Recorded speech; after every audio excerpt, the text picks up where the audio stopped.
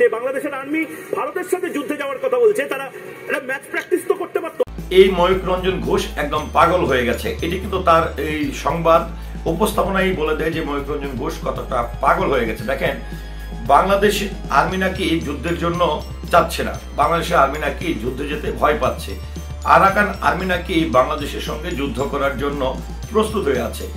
এটি আমরা কিন্তু এই ময়ূক রঞ্জন ঘোষ কিংবা রিপাবলিক চ্যানেল ছাড়া কিন্তু আমরা কোথাও এই ধরনের তথ্য কিংবা ভিডিও কিন্তু আমরা দেখছি না, কিংবা আরাকান আর্মি বলি আর যার কথাই বলি না কেন, কারো পক্ষ থেকে কিন্তু এই ধরনের কোনো বিবৃতি কিংবা তথ্য কিন্তু তারা প্রচার করছে না। কিন্তু এই ময়ূক রঞ্জন ঘোষ এই তথ্যটি কোথায় পায় একমাত্র তিনিই জানেন। তো সে প্রেক্ষাপটে আমি মনে করি এই ময়ূক রঞ্জন ঘোষকে আসলে এমন করা উচিত, তাকে একদমই পাগলা গারদে পাঠিয়ে দেওয়া উচিত। কেননা দেখেন, আরাকান আর্মি বাংলাদেশের সঙ্গে কেন যুদ্ধ করবে?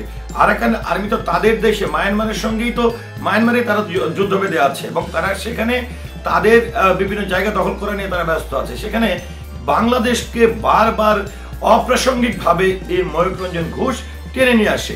আরেকটি কথা তিনি যেটি বলছেন যে বাংলাদেশ নাকি ভারতের সঙ্গে যুদ্ধ করতে চায়। তো ভারতের সঙ্গে যুদ্ধ করার আগে আরাকান আর্মির সঙ্গে সে বলছে যে প্র্যাকটিস ম্যাচ করতে।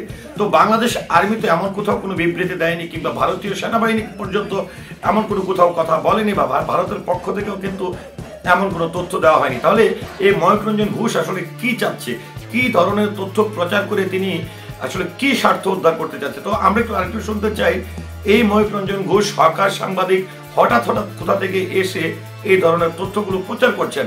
তো সেখানে যুদ্ধ নিয়ে, বাংলাদেশ সেনাবাহিনী নিয়ে, কিংবা ভারত নিয়ে, কিংবা মায়ানমার আরাকান আর্মি নিয়ে তিনি আর কি বলেছেন, আর কি ধরনের পাগলামি তথ্য তিনি প্রচার করেছেন সেটি একটু শুনতে চাই। আরাকান আর্মি তারা বাংলাদেশ আর্মির সাথে যুদ্ধে প্রস্তুত, কিন্তু বাংলাদেশ আর্মি তারা এখনো যুদ্ধে যাচ্ছে না কেন? দেখেন, এখানে সে কি বললো, আরাকান আর্মি নাকি বাংলাদেশের সঙ্গে যুদ্ধ করতে প্রস্তুত। তো বাংলাদেশের সঙ্গে আরাকান আর্মি কি কারণে যুদ্ধ করবে? কোনো কারণ আছে কি? কারণ আমরা এই আরাকান আর্মি আসলে কাদের সঙ্গে যুদ্ধ বেঁধে আছে এবং কাদের সঙ্গে তারা ইতিমধ্যে যুদ্ধ করছে, এবং আরাকান আর্মি মায়ানমারের কি কারণে তারা এই সহিংসতাপূর্ণ পরিবেশ বা এই যুদ্ধতে মেতে আছে। তো এখানে বাংলাদেশকে আজকে দেখেন, প্রত্যেকটা মুহূর্ত, প্রত্যেকটি জায়গায় ময়ূক রঞ্জন ঘোষ এই ভারত বাংলাদেশের সীমানা নিয়ে কথা বলছে। এই ময়ূক রঞ্জন ঘোষের জন্য কিন্তু আজকে এই আগরতলায় যে বাংলাদেশের সহকারী হাই কমিশনের কার্যালয় রয়েছে সেখানে হামলা হয়েছে। তো আজকে এই ময়ূক রঞ্জন ঘোষ যেভাবে তথ্য প্রচার করছে, এই তথ্য প্রচারের কারণে বাংলাদেশের সঙ্গে যে আমদানি রপ্তানি যে বাণিজ্যিক সম্পর্ক ছিল সেটিও নষ্ট হয়ে গেছে। এমনকি এই ময়ূক রঞ্জন ঘোষের জন্য বাংলাদেশের এই হিন্দু, মুসলিম, খ্রিস্টান, বৌদ্ধ এই যে সংখ্যালঘুদের মধ্যে একটি সহিংসতাপূর্ণ পরিবেশ তৈরি হয়েছে। তো আজকে ময়ূক রঞ্জন ঘোষ কি সেটি দেখে না যে বাংলাদেশের সেনাবাহিনীর সঙ্গে ভারতের সেনাবাহিনীর একটি সুসম্পর্ক, এবং গত 5ই আগস্টের তৎকালীন আওয়ামী লীগ সরকারের পতনের আগে থেকে এই যে কোটা সংস্কার আন্দোলন পর থেকে এক দফা দাবির পর থেকে সরকার পতন, এবং তৎকালীন সময় শেখ হাসিনা বাংলাদেশ ত্যাগ করার আগ পর্যন্ত কিন্তু দেখেন, এটি কিন্তু বাংলাদেশের কোনো গণমাধ্যম নয়। হ্যাঁ, সেখানে কিন্তু বাংলাদেশের কোনো সেনাবাহিনীর সদস্য কিংবা সেনাপ্রধান কিন্তু বক্তব্য দেয়নি। ভারতের যিনি সেনাপ্রধান রয়েছেন তিনি কিন্তু এই সম্প্রতি একটি সাক্ষাৎকারে বাংলাদেশের সঙ্গে ভারতের সুসম্পর্ক, বাংলাদেশের সেনাবাহিনীর সঙ্গে ভারতের সেনাবাহিনীর সুসম্পর্ক, এমনকি বাংলাদেশের সেনাবাহিনীর যিনি প্রধান রয়েছেন ওয়াকারুজ্জামান, তার সঙ্গে তার প্রতিনিয়ত যোগাযোগ আছেন। এমনকি দেখেন, তিনি তার সাক্ষাৎকারে এমন কথা বলেছেন যে 5ই আগস্টে যখন আসলে দেশের সরকারের পতন ঘটে কিংবা শেখ হাসিনা বাংলাদেশ ত্যাগ করছিল, তখনও প্রতিনিয়ত, প্রতিক্ষণ এবং প্রত্যেকটি মুহূর্তে নাকি বাংলাদেশের সেনাপ্রধানের সঙ্গে ভারতের সেনাপ্রধানের কিন্তু যোগাযোগ হচ্ছিল। এবং সর্বশেষ আমরা দেখেছি যে এই সাক্ষাৎকারে তিনি এটিও বলেছেন যে গত 24শে নভেম্বর, অর্থাৎ 24শে ডিসেম্বর, গত 24শে নভেম্বর বাংলাদেশের যিনি সেনাপ্রধান রয়েছেন জনাব ওয়াকারুজ্জামান, তার সঙ্গে ভিডিও কনফারেন্সের মাধ্যমে তার কথা হয়েছে। এখানে হ্যাঁ, সেনাপ্রধান যে কথাটি বলেছে যে আসলে যে কোনো দেশের সঙ্গে অন্য রাষ্ট্রের সুসম্পর্কের জন্য অবশ্যই নির্বাচিত একটি সরকার দরকার, এবং ভারতের সঙ্গে বাংলাদেশের যে একটি টানাপোড়েন চলছে সেটি হয়তোবা যদি আগামী সংসদ নির্বাচন হয় এবং নির্বাচিত সরকার আসে, তাহলে হয়তোবা সেই সম্পর্কটি আবার নিবিড়ভাবে সুন্দরভাবে জোড়া লেগে যাবে। কিন্তু এখানে এই ময়ূক রঞ্জন ঘোষ এই যে একের পর এক বাংলাদেশের এই জায়গা দখল হয়ে যাচ্ছে, ওই জায়গা দখল হয়ে যাচ্ছে, বাংলাদেশের সারা চারপাশ থেকে ভারতের সেনাবাহিনী সেটাকে ঘিরে ফেলেছে, এই ধরনের তথ্য তিনি প্রচার করে যাচ্ছে। তো আমার কথা হচ্ছে যে এই যে রিপাবলিক চ্যানেল একের পর এক ভুয়া তথ্য কিংবা এই ময়ূক রঞ্জন ঘোষ বাংলাদেশের পিছনে উঠে পড়ে লেগে যায়, সে আসলে কি মানুষকে সঠিক তথ্য প্রচার করতে যাচ্ছে, মানুষকে সঠিক যে তথ্যটি সেটি দেওয়ার চেষ্টা করছে, নাকি বাংলাদেশে সহিংসতাপূর্ণ পরিবেশ তৈরি করার চেষ্টা করছে, নাকি ভারতের সঙ্গে নিজ ইচ্ছায় একটি সাংঘর্ষিক পরিবেশ তৈরি করার চেষ্টা করছে। তো ভিউয়ার্স, এই যে ময়ূক রঞ্জন ঘোষ একের পর এক ভুয়া তথ্যের মাধ্যমে, বিভ্রান্তিকর তথ্যের মাধ্যমে বাংলাদেশের সঙ্গে ভারতের সম্পর্কটি খারাপ করার চেষ্টা করছে কিংবা একটি অস্থিতিশীল পরিবেশ তৈরি করার চেষ্টা করছে, এটি নিয়ে শুধু আজকে আমরা বাঙালি নই, বাঙালির বাইরেও যদি আজকে আমরা প্রশ্ন করি, যারা আপনারা ভারতীয়রা আছেন, শ্রদ্ধাভাজনরা যারা আছেন, তাদের কাছে আমি প্রশ্ন রাখতে চাই যে এই যে ময়ূক রঞ্জন ঘোষ একের পর এক ভুয়া তথ্য প্রদান করছেন, এমনকি একটি জিনিস দেখেন যে সে বলছে যে বাংলাদেশের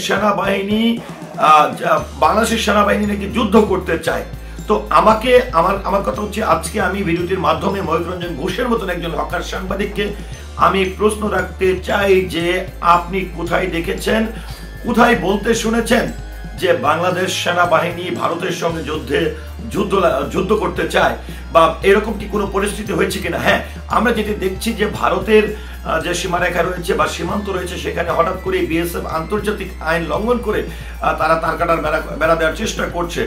তো যেহেতু একটি আন্তর্জাতিক আইন রয়েছে এবং আন্তর্জাতিক আইন মোতাবেক প্রত্যেক রাষ্ট্র তার একটি সীমানায় সে নির্দিষ্ট একটি জায়গার মধ্যে তার কাটার বেড়া দিতে পারবে, এর বাইরে যখন যাবে অন্য রাষ্ট্র নিশ্চয়ই আঙ্গুল মুখে দিয়ে বসে থাকবে না, তাই না? তাদেরও তো যে বাংলাদেশের আজকে বিজিবি, তাদেরও তো বাংলাদেশের সার্বভৌমত্ব রক্ষা করা তাদের দায়িত্ব, বাংলাদেশের সীমারেখা তাদের রক্ষা করার দায়িত্ব। তো সেই প্রেক্ষাপটে যখনই বাংলাদেশ বিজিবি দেখেছে যে ভারতের বিএসএফ অবৈধভাবে আন্তর্জাতিক আইন লঙ্ঘন করে তারা বাংলাদেশের সীমানার কাছাকাছি এসে, যেটি সীমারেখা রয়েছে তার ভেতরে প্রবেশ করে তারা এসে তার কাটার বেড়া দিচ্ছে, তো সেখানে কিন্তু বাংলাদেশের সার্বভৌমত্ব রক্ষা করা বা বাংলাদেশকে এই বর্ডার এলাকাকে রক্ষা করার জন্য যেরকম বিএসএফ তাদের বর্ডারে দায়িত্ব পালন করে থাকে, সেখানে বাংলাদেশ বিজিবিও তো কিন্তু তারা তাদের দায়িত্বটি পালন করছেন।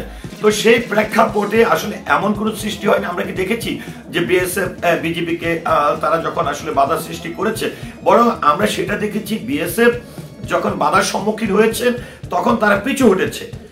কিন্তু এমন হয়নি যে বাংলাদেশের সঙ্গে বা বিজিবির সঙ্গে বিএসএফ যুদ্ধ বেঁধে গেছে। তো যেখানে বিএসএফ বিজেপির সঙ্গেই আসলে সাংঘর্ষিকপূর্ণ বা যুদ্ধ মেতে যায়নি, সেখানে বাংলাদেশ সেনাবাহিনী, আর বাংলাদেশ সেনাবাহিনী এত দুর্বল না বা তারা এত মুখ পাতলা না, আর বাংলাদেশ সেনাবাহিনীর প্রধান কিংবা বাংলাদেশ সেনাবাহিনী যারা ঊর্ধ্বতন কর্মকর্তা আছে তারা ময়ূক রঞ্জন ঘোষের মতো মাথা মোটা না।